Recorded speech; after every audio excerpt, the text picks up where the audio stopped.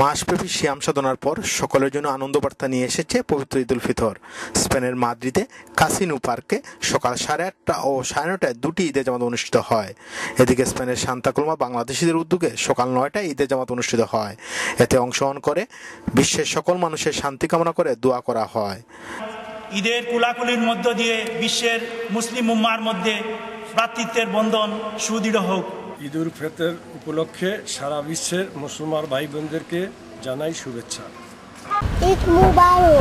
আমার সিয়াম সাধনার পর আজ পবিত্র ঈদ উল ফিতরের দেশের সবাইকে খুব মিস করছি। ঈদগাহে এসে বাংলাদেশের সবাইকে দেখে খুব ভালো লাগছে। সবাইকে ঈদের শুভেচ্ছা এবং ঈদ মুবারক। মুসলিম উম্মার সবাইকে ঈদ মুবারক এবং বহির্বিশ্বের সকল মুসলমান ভাই ও বোনদের সবাইকে জানাই ঈদের শুভেচ্ছা।